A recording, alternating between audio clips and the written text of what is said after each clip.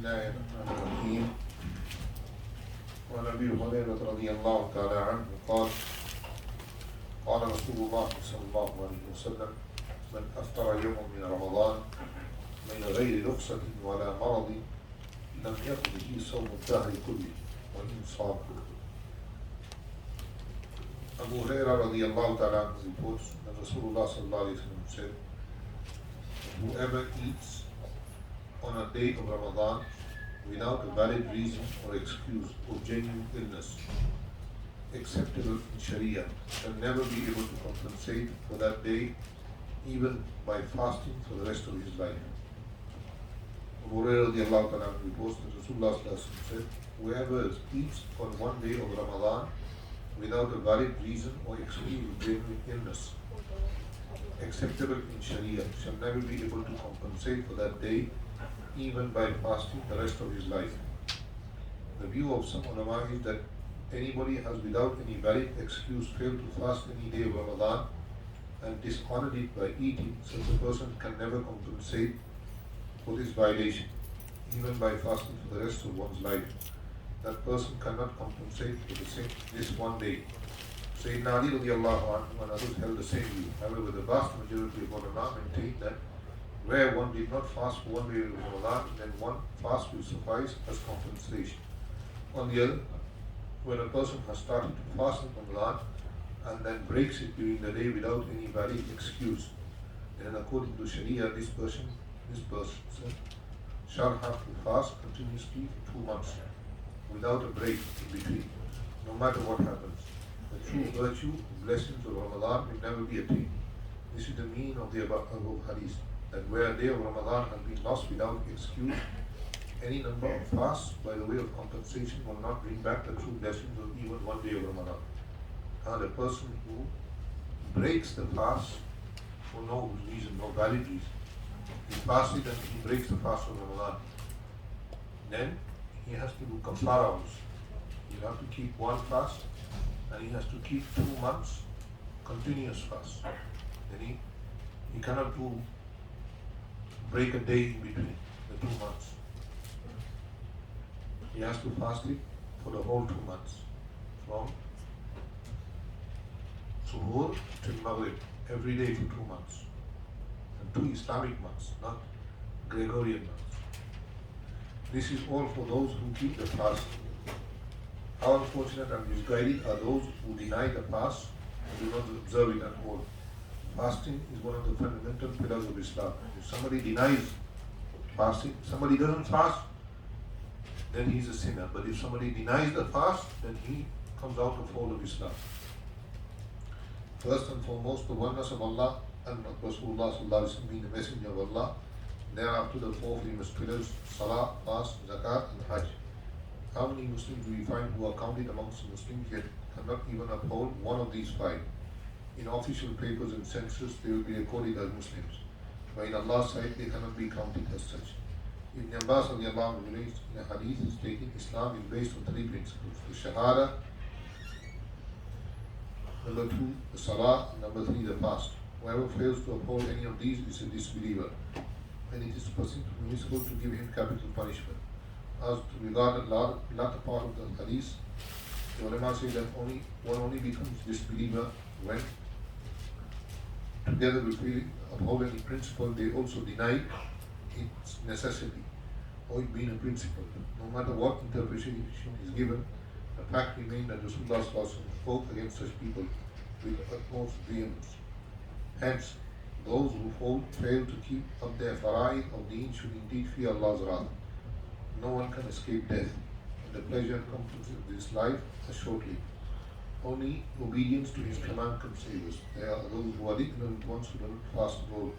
So much worse is the position of those who don't only refuse to fast, but speak such words whereby they scoff and jeer at the month of fasting in sarcastic manner. This is something dangerous, bringing one to the brink of kufr. You may have heard them saying, fasting for those who have no food in their homes, not for me. Or what does Allah gain by having us suffer hunger? Such words should never be uttered. You should remember that to scoff and jeer at of the smallest part of deen becomes the cause of kufr, apostasy. Should any person not perform a single salah in his life, not fast single day, or fail to perform any faraid, that person does not become a kafir as long as he does not deny them being necessary. However, one will certainly be punished for any fard that has been neglected. But to scoff and jeer, make fun of the tiniest aspect of deen is kufr and can result in all good actions being invalidated. From this we can be now see how delicate this affair is. Such irresponsible utterances should never be made about fasting. Any part of deen, if somebody makes mockery of it and makes joke of it or fun of it, then he will go out of the deen. Al-istihza bid-deen kufr. To make mockery of any part of deen is kufr. Nowadays, people have gone to, there was one who went to the Indian Supreme Court. He calls himself a Muslim. And he wanted to take out 25 ayats from the Quran. He wanted to take out 25 ayats from the Quran that is regarding to jihad with kuffar. The mushrikeen he went to, they kicked him out of court also. The Supreme Court's Justice of India is mushrik. He kicked him out. 50,000 rupee fine. And 50,000, that's nothing. That fine is nothing. But the thing is that so-called person who calls himself Muslim, he wants to take out from Quran. So is he a Muslim? No. If he doubts one nukta in the Quran, forget one ayat. If he doubts one nukta, they came to Hajjaj bin Yusuf, the Jews, and they said to him that we only want you to change one nuqat in the Quran. So he said, what's the nukta you want me to change? So he said, in Surah Kahf, today the ayat will come, فَأَبَوْا أَن يُضَيِّفُوهُمَا. He said, in Surah Kahf there is an ayat, فَأَبَوْا أَن يُضَيِّفُوهُمَا فَوَجَدَا فِيهَا جِدَارًا يُرِيدُ أَن يُنقَضَّ فَأَقَامَ. And when Musa alayhi salam and Khadir went to this place, and Khadir, he straightened the wall, before they asked for hospitality, for food and that. So they declined them. Quran says, فَأَبَوْا أَن يُضَيِّفُوهُمَا. And they declined them hospitality. Then he said, instead of فَأَبَوْا, just say فَأَتَوْا أَن يُضَيِّفُوهُمَا. So if you say فَأَتَوْا, that means that they came forward and did their hospitality. See, the ba and the ta. Rasulullah sallallahu alayhi wa sallam is rahmatul lil alamin. Rahmatul lil alamin. Rahma means mercy for the whole of mankind. And if you change the ra to a za, then it becomes zahmatul lil alamin. Zahma means? Zahma means? Trial and tribulation for the whole of mankind.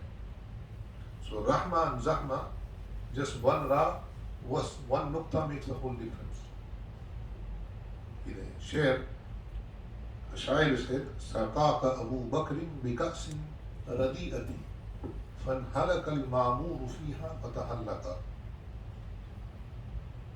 Labid, shair said, or Zuhair, shair said to his brother, who was a Sahabi of Rasulullah, that Abu Bakr gave you something to drink, and he meant Iman as something filthy. Saqaka Abu Bakr bikasin radi'ati. Radi'a means something which is filthy. He compared Iman to filth. فَانْهَلَكَ الْمَعْمُورُ بِهَا فَتَحَلَّقَ. He said, the one who was commanded and the one who commanded both went astray. When Rasulullah heard this share, Nabi Sallallahu was enraged. So he said, whoever meets Zuhair, kill him. So his brother wrote a letter to him that the only way you can come out of this is you come quietly and accept Islam. So Zuhair came to Medina hiding himself. So he was wearing a mask. He was wearing a mask not because of COVID, he was wearing a mask because he didn't want people to see him, otherwise they would kill him. So when he reached in the masjid of Rasulullah sallallahu alaihi wasallam, he took off his mask because he knew now nobody will harm me. Oh, Sayyidina Umar saw him. He said, Ya Rasulullah, Zuhair, aqtulu ra'sa. I'll kill him. He said, no, let him come. This is Rahmatul lil Alameen. He said, let him come. Let us see what he has to say. So he said that you are the same Zuhair who said this share. He said, Ya Rasulullah, somebody misquoted me. He says, Ya Rasulullah, somebody misquoted me. He said, how? He said, I said, Saqata Abu Bakrin bika'sin rabiyatin, not radiyatin, rabiyatin. Only one person understood. My brother over there. Bika'sin rabiyatin, وانحلق المامون فيها وتهلق. He said, Abu Bakr gave you such a beautiful drink to drink. Now he did tashbih of Iman with beauty. Such a beautiful drink to drink, so tasty. He was Mamun in it, and he became with Aman, and so did you. Rasulullah sallallahu alaihi wasallam smiled. And he told him,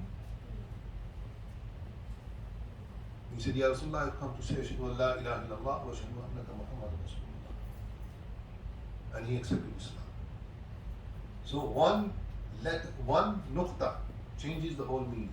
I was saying that when they came to Rasulullah, when they came to Hajjaj, they asked him, so Hajjaj said, if you give me the whole world, all the riches, everything, even then the Jews were the masters in commerce. They always are.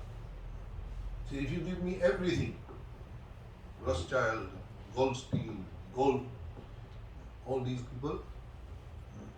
people think that the Federal Reserve is the American bank. It's not an American bank.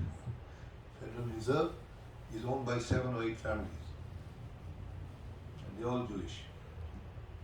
So, when he said this, in Hajjaj's time also they were the bankers.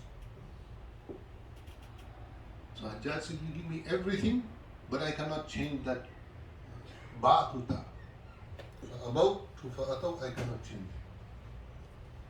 Because as soon as I change it, somebody will come and take my head.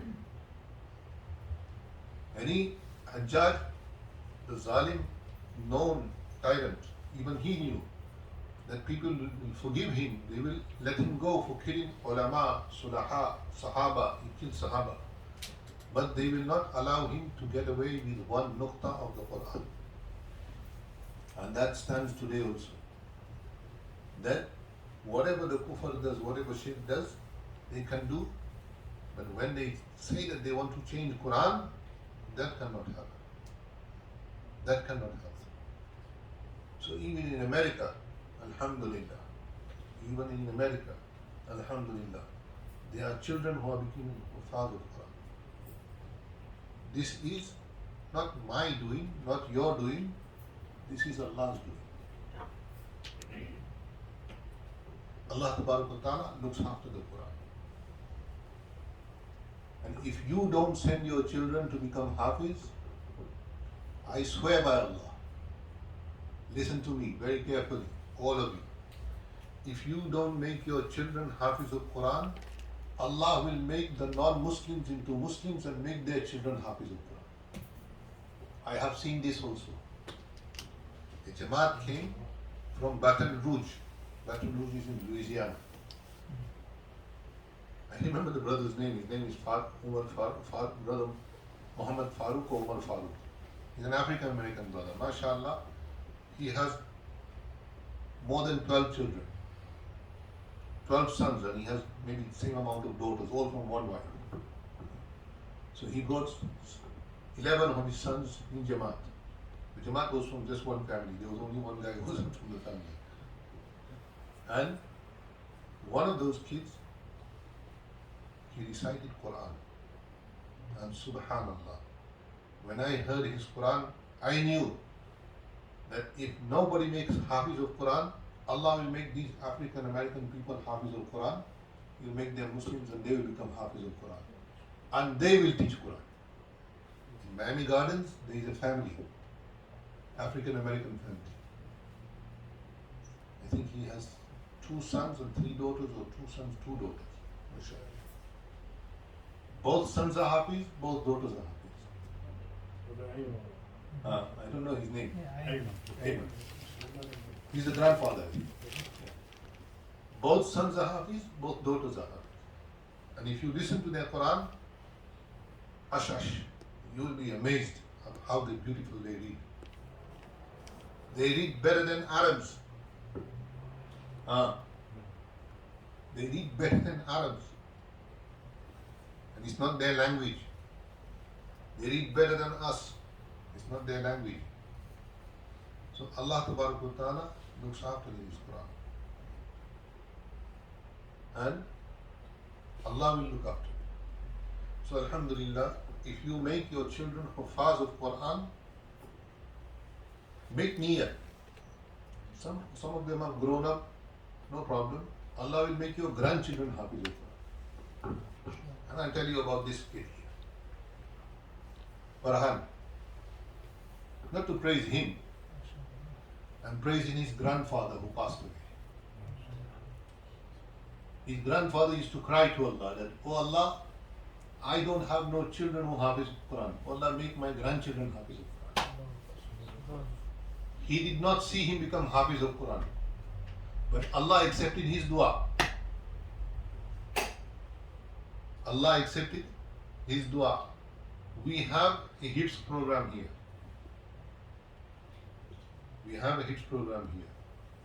Inshallah, if you want, you can join your children in the HIFZ program. Everybody tells you that if you make them Hafiz, where will they eat from? This is common. So the person who is the guardian of the Kitabullah, don't you think Allah will be his guardian? Ever heard of a Maulvi or a Hafiz died of hunger in Bangladesh, in Pakistan, in India, in the Arab countries? No. But you might have heard of a doctor die of hunger. Yes? You think this is a joke? No? I've heard of this. In Syria, 3 years ago, 4 years ago, may Allah make it easy for them, one of the top doctors in Damascus, top doctors. I heard this from one of the brothers who's from Syria, and he's from his area in Damascus. He said that they bombed his whole house, everything. He lost everything, all his cars, all his homes, everything. They found him in a stable with horses eating grass. They found him in a stable with horses eating grass. Hafiz of Quran, he will never die of hunger. You will always see, mashallah, Hufaz, alhamdulillah. Generally, alhamdulillah. You don't see them very thin, because they keep bringing. If you were here today in Iftar, you would have seen what I am talking about. I just said dates and water. Ask the brothers who were with me. There was samosa, there was pakoda, there was dates, there was water, there was bananas, there was watermelon. We even had fresh figs today, mashallah. Who feeds? Allah. And those who look after the Quran, Allah feeds them the most. Allah feeds them the most. May Allah give us tawfiq to understand.